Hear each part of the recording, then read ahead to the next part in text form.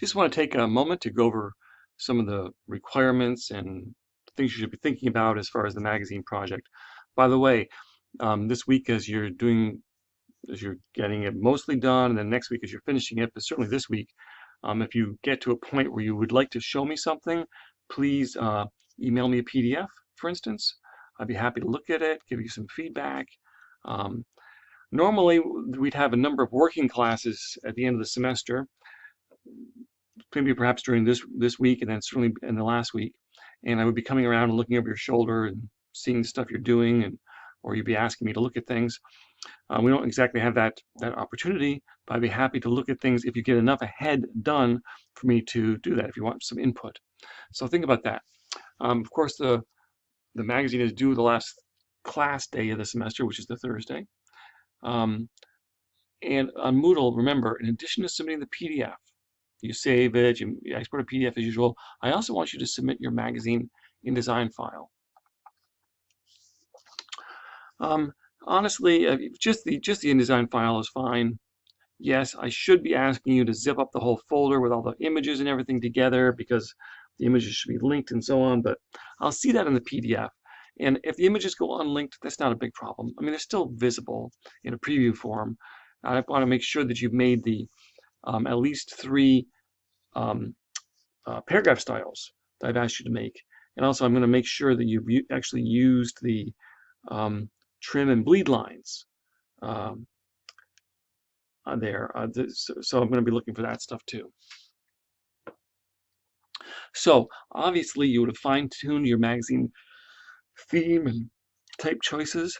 By the way, this reminds me, there was a bunch of other links to magazine information and some articles about magazine type and so on, which I did not explicitly mention earlier, but I included that big list in this here in this week by week stuff.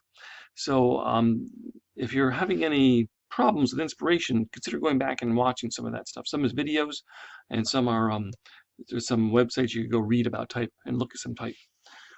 So you're finalizing, fine-tuning this stuff.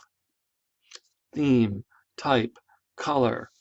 You decide on the name of the magazine. Certainly by now, that's already would have happened. You create your cover logo type. What is it going to look like?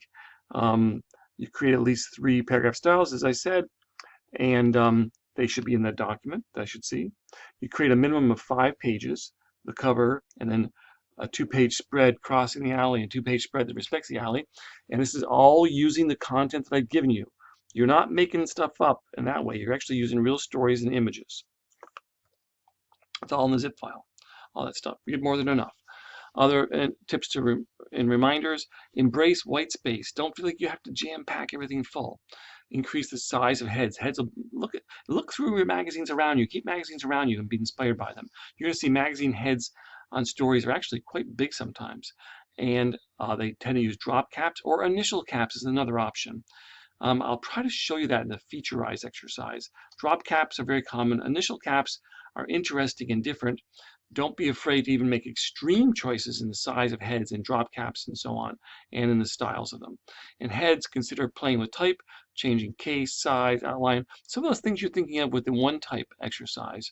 Wider measures and sticks of copy.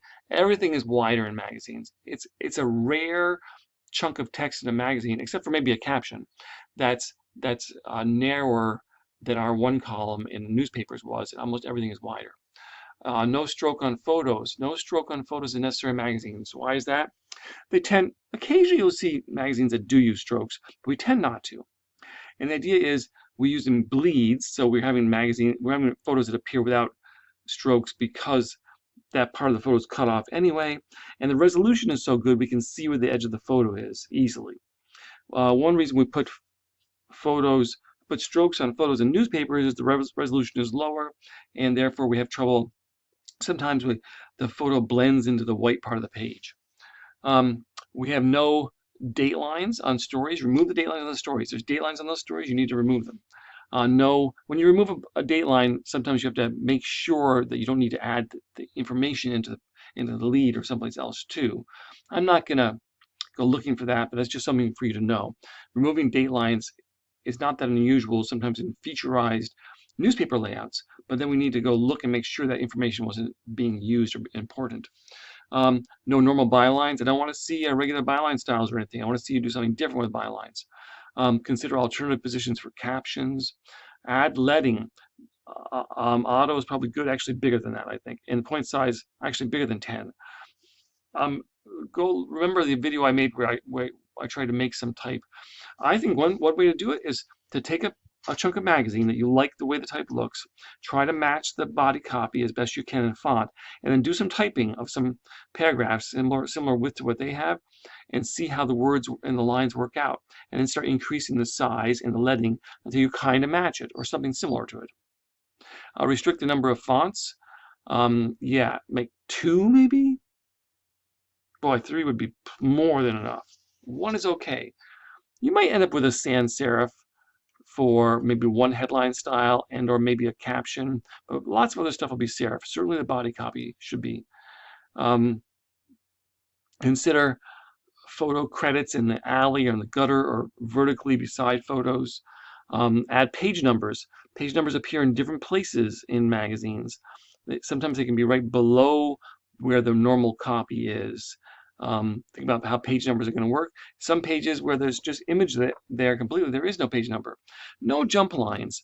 We're gonna even if you're thinking that let's say it like this. Magazines typically don't have jump lines unless the story is jumping some number of pages away, right? It's if the story continues on the next page, there's no jump lines. That's different that's different than newspapers. Magazines don't have jump lines in general unless they're jumping further into the back of the book, as they would say. So we're just going to pretend that's what's happening here. So I don't want you to use jump lines in any of these stories. You don't have to put all the text in either. In fact, I hope you don't. We don't want a whole lot of text. We want to be able to enjoy creativity and trying to use white space and using big heads and so on. So don't use all the text. Just use a little bit, as much as you really want, and then imagine that it's going to be proceeding in the next page, even though it probably won't be. I mean, it won't be for sure, even though you may actually have something else in the next page, but we'll just pretend that. Okay, and then extra credit, remember, make a table of contents on page 3. You should echo the design and style of everything else with the same kind of type and so on, maybe some images and so on. Add another pages as you wish. You can make them ads. You can make the back page. You could try to do another spread if you want. Any of that stuff you have time for. But concentrate first on getting the basic structure right, and then consider adding more things in.